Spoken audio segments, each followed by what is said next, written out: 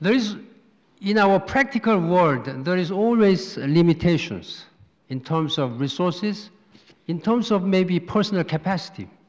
I don't claim that I'm the most capable person. I will certainly have personal capacity in promoting and in addressing all the issues. That is why I've been asking the support from the member states and from the persons like yourself, very distinguished group, opinion makers and learned groups. Without such support and provisions of political as well as resources resources, then Secretary General cannot be independent, cannot operate in discharging my duties.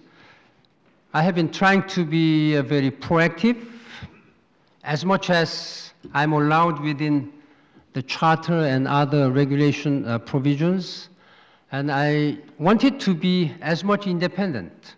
So if you are not given much independence or broader mandate, your role is bound to be very much focused on a smaller scale.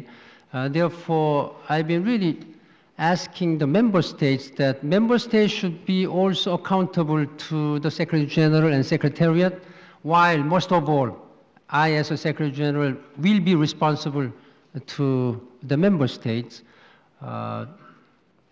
This year, from January, as part of my vision, then I have clearly stated that I should be supported, I need to be supported by the member states so that I can be independent and will be able to discharge my broad mandates. Yes. Thank you. Thank you very much. My name is Antoine Lokongo. I'm an independent journalist from Congo. Now, Congo hosts the biggest UN peacekeeper troops now today in the world. I believe about 70,000. Yet, they have not managed to put an end to sexual violence in the East and neutralize warlords, Tutsi warlords like Nkunda. Instead, UN troops have engaged into abusing young girls, and they have been engaged in gold for arms trades, as we saw in the BBC report today. Now, I would like to know, how long more is the MONUC going to stay in Congo, and what can they achieve in the short time they still have there? Thank you.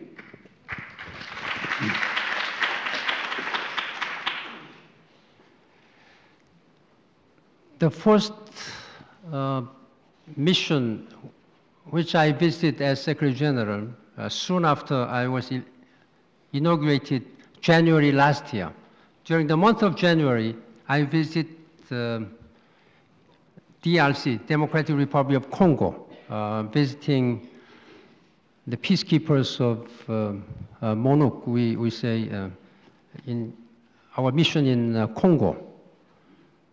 That is the largest mission until now, which United Nations is keeping. Of course, unfortunately, there have been some such incidents where peacekeepers have been not properly protecting the human rights, engaged in sexual abuses and exploitations.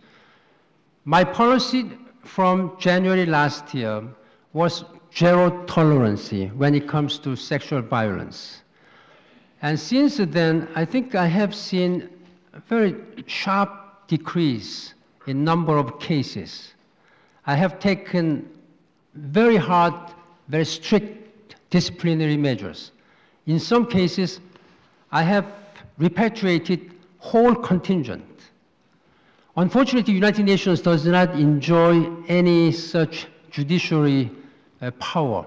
I'm not able to take any judiciary measures against any peacekeepers, except that I ask the countries, sending countries to take necessary measures, punitive measures in their own countries.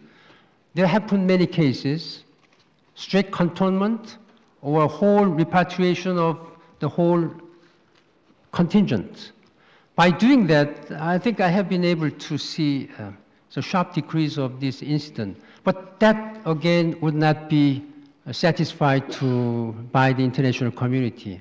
Again, I am very much strongly committed, not only in Congo, but all throughout the UN missions, whether it be peacekeeping missions, whether it be our UN duty stations, then on this sexual violence, exploitation, and abuses will never be tolerated. This is my strong commitment and firm assurance. Thank you very much. Barbara Stocking from Oxfam. And I'd like to start by thanking Secretary General for the huge efforts around Myanmar and also actually over the food prices issue with the UN task force.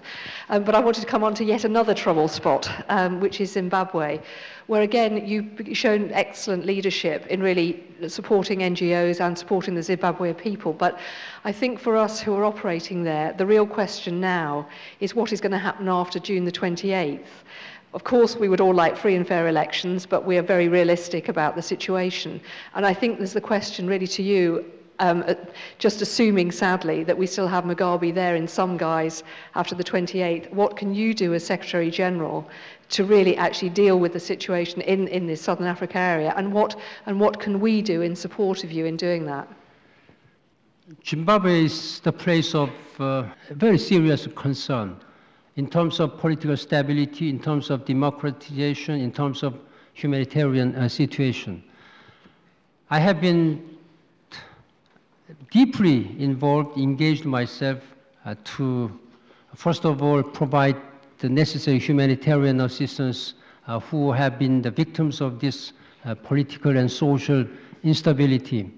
And as you know, I met and had a very serious talk with the President Mugabe last week in Rome.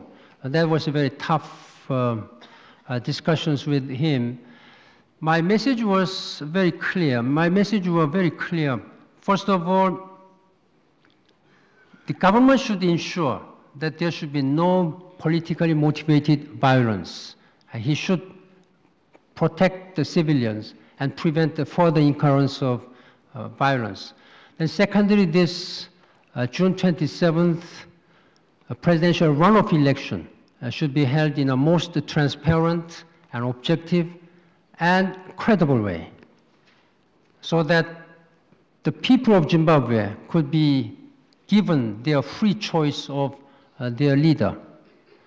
And thirdly, they should allow this humanitarian assistance flowing in.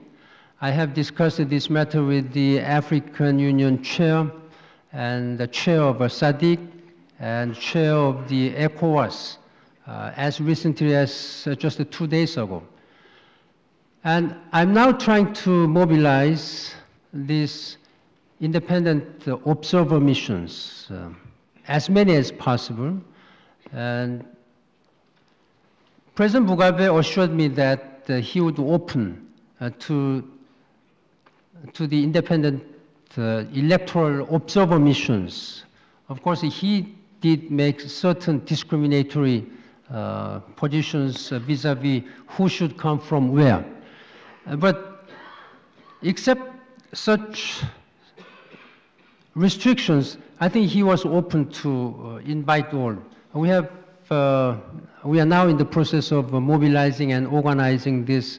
At this time, we are now talking about 400 electoral observer missions, but there was a call from international community that the number should be increased. I think we got some financial support from international community, and we got volunteers, so we will be able to dispatch these election monitors to ensure that this election will be fair and competitive and transparent one. Thank you very much. Well, thank you very much, Secretary General, for both your excellent keynote speech and the frank and detailed way you've answered questions. I'm delighted that you have not been put off by the fact your birthday fell on a Friday the 13th. I should say that I wasn't too put off by the fact that the first Security Council resolution which I voted on arriving in New York was numbered 666, which is has a Kabbalistic significance even greater than that of Friday the 13th. But we're both still here on this platform, and thank you very much indeed. Thank you very much. Thank you.